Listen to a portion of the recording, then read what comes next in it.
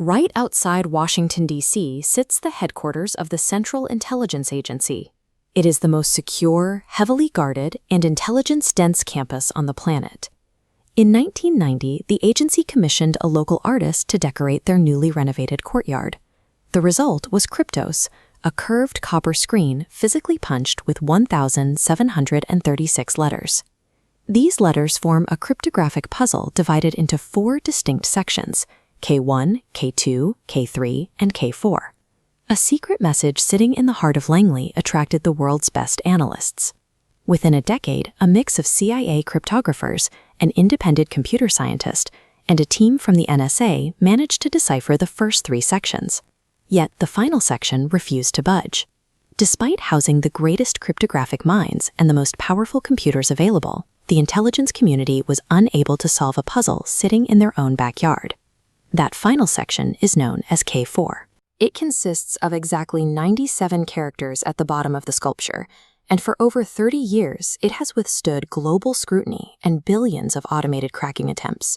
The creator of Kryptos is Jim Sanborn, a visual artist with a background in archaeology rather than cybersecurity.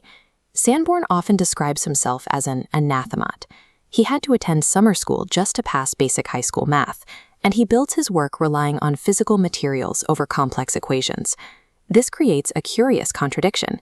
An artist who struggled with numbers crafted a cryptographic wall that has consistently defeated the world's most advanced algorithms. To understand why K4 remains locked, we have to look at how the NSA cracked the first 3 sections in the early 90s. They relied on frequency analysis to identify how the letters were hidden. This chart shows how often certain letters appear in English, with E and T sitting at the top. Frequency analysis works by counting characters in a scrambled text. If the distribution matches standard English, you know the letters were just rearranged. The NSA bypassed the intended passwords by identifying repeating letter sequences and guessing common English terms. They extracted the plain text without actually identifying the secret keyword Sanborn used.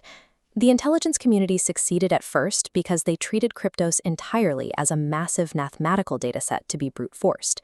But that heavy algorithmic approach bypassed how the creator actually designed the puzzle to function. Sanborn designed his puzzle to be deciphered through physical orientation and visual relationships right there in the courtyard. For example, interlaced with the stonework near the main sculpture are flat sheets of copper engraved with Morse code. Those engravings were placed there to reveal the hidden sequence behind section K2. If you translate that Morse code, extract the 8-letter string ALLYINVI, and use it to truncate the cipher's grid to 8 rows, the design takes shape.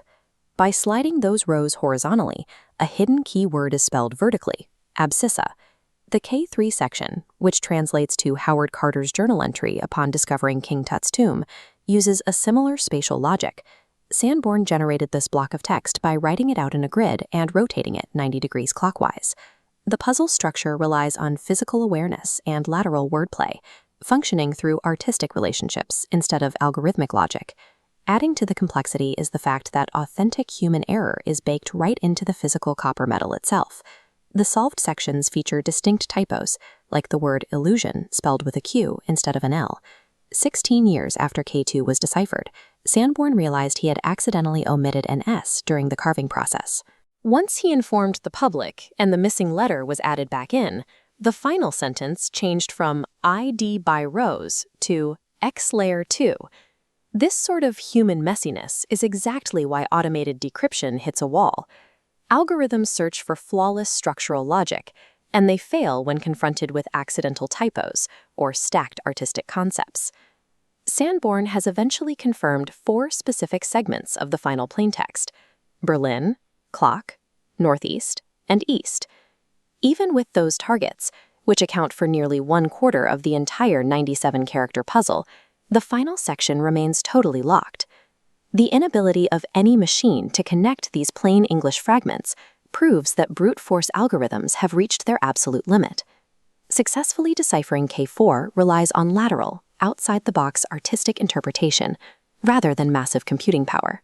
The person who deciphers these final 97 characters will secure their name in history books alongside the most elite intelligence agencies on the planet.